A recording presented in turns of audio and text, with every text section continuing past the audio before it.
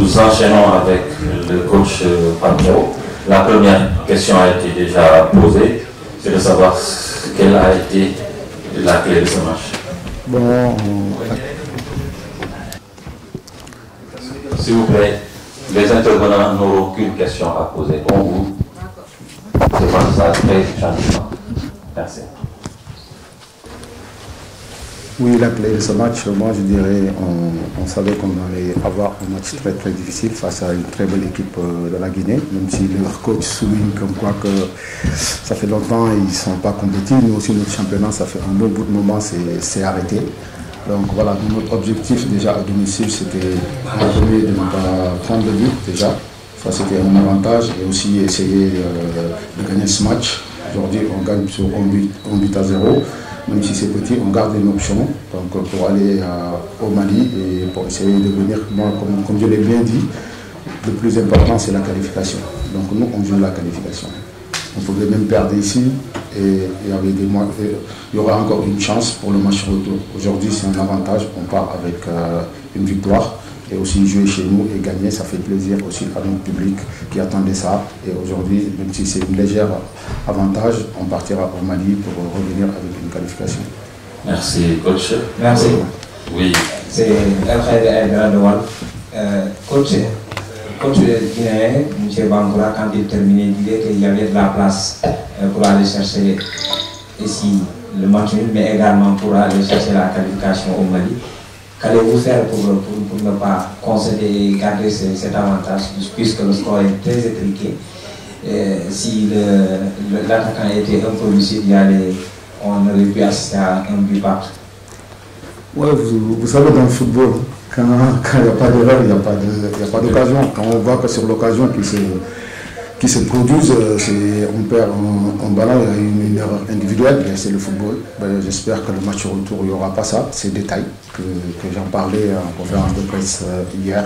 On va essayer de les éviter parce qu'on sait que voilà, c'est une équipe expérimentée. Mais on a des jeunes joueurs qui commencent à connaître ce niveau.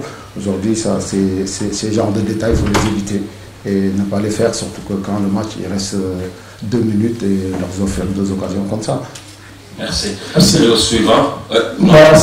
S'il vous plaît. Ouais. Maman, Mariam. Bonsoir, coach, félicitations. C'est Marie-Hélène du journal Les Échos. Alors, coach, vous avez une victoire à la première manche. À quel genre de match peut-on s'attendre pour le prochain rendez-vous? Merci. Oui, on sait très bien que le Sénégal et la Guinée, c'est un derby. Un match entre le Sénégal et la Guinée n'est jamais facile, on le sait. Donc il faut s'attendre à un match très difficile.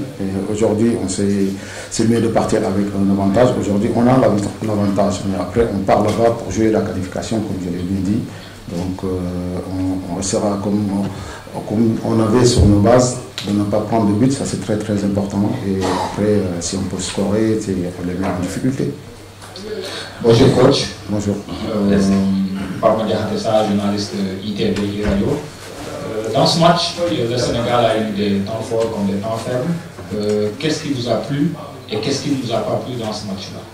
Oui, j'ai aimé surtout les temps faibles parce qu'on a fait 2 ronds. Parce qu'à un moment, quand on a une équipe jeune, ils n'arrivaient pas à supporter ça.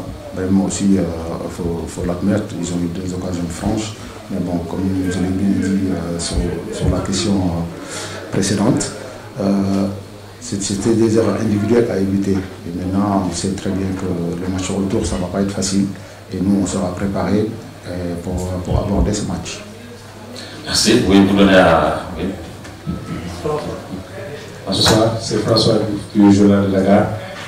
Bon, est-ce que l'option de faire jouer Moussa Ndiaye en position d'excentré n'a pas entraîné moins de percussions sur les côtés, surtout en première période?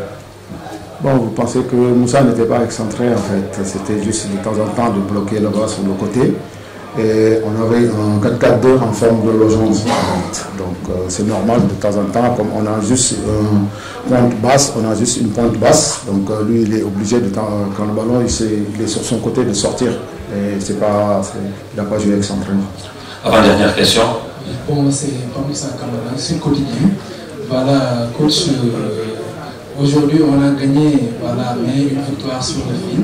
Voilà, on va entamer voilà, la seconde rencontre voilà, au Mali. Voilà, donc, comment vous comptez vraiment aborder ce match, voilà, parce que, voilà, comme je l'ai dit, voilà, on a gagné voilà, avec voilà, une victoire sur le fil. Comment vous comptez aborder ce match? Vous passez devant mon confrère, je vais lui dire comment on va aborder ce match. Non, je préfère cacher. Donc, bon, on sait que ça sera un match difficile parce que quand même c'est une équipe qui a envie de se qualifier comme nous. Voilà. Et aujourd'hui, nous, on a une option. On gagne chez nous sans prendre de but. On sait très bien qu'un but à l'extérieur, qu'est-ce que ça fait. Aujourd'hui, c'est une chance de partir avec les cages vierges. Et voilà, on part au Mali. On sait que, comme je l'ai bien dit, on joue la qualification. Oui, il reste un match. On va la jouer à fond. Une question, il y a 3 confrères qui insistent. Et il y a une consoeur de la Guinée. Donc les confrères de la Guinée n'ont pas posé de questions. Je pense que ce serait mieux de lui donner cette occasion. N'est-ce pas? Merci. Coach, je reviens encore. Et la Guinée qui joue son premier match officiel, après cette première sortie, quelle appréciation faites-vous de cette équipe guinéenne?